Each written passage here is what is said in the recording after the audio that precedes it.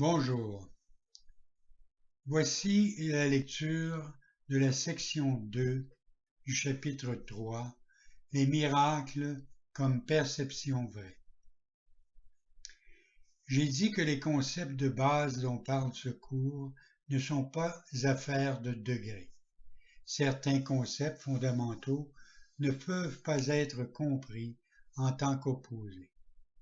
Il est impossible de concevoir la lumière et les ténèbres, ou tout et rien, comme des possibilités conjointes. Ils sont tout vrai ou tout faux. Il est essentiel que tu te rendes compte que ta pensée continuera d'être erratique jusqu'à ce que tu t'engages fermement envers l'un ou l'autre.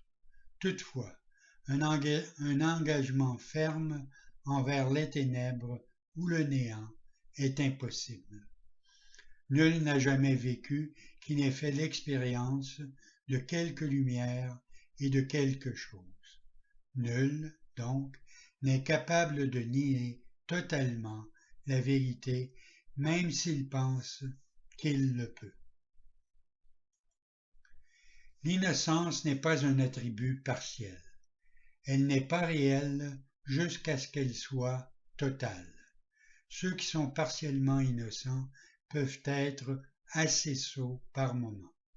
Ce n'est que lorsque leur innocence devient un point de vue d'application universelle qu'elle devient sagesse.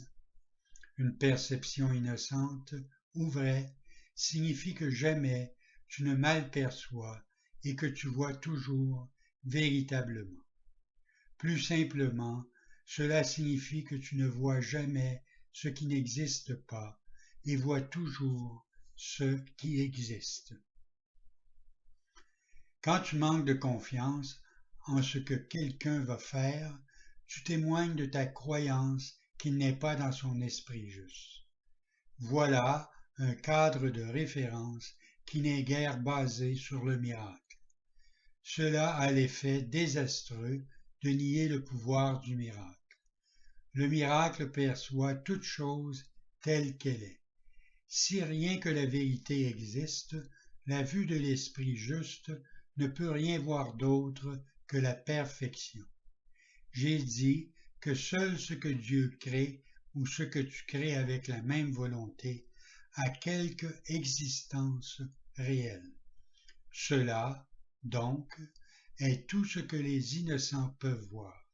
Ils ne souffrent pas d'une perception distordue. Tu as peur de la volonté de Dieu parce que tu as utilisé ton propre esprit qu'il a créé à l'image du sien pour mal créer. L'esprit ne peut mal créer que lorsqu'il croit qu'il n'est pas libre. Un esprit emprisonné n'est pas libre parce qu'il est possédé ou retenu par lui-même. Par conséquent, il est limité et la volonté n'est pas libre de s'affirmer. Être un, c'est être d'un même esprit ou d'une même volonté. Quand la volonté de la filialité et celle du Père ne font qu'un, leur accord parfait est le ciel. Rien ne saurait prévaloir contre un Fils de Dieu qui remet son esprit entre les mains de son Père. Ce faisant, l'esprit s'éveille de son sommeil et se souvient de son Créateur. Tout sentiment de séparation disparaît. Le Fils de Dieu fait partie de la Sainte Trinité, mais la Trinité elle-même est une. Il n'y a aucune confusion entre ces niveaux parce qu'ils sont d'un seul esprit et d'une seule volonté. Ce but indivisé crée une intégration parfaite et établit la paix de Dieu.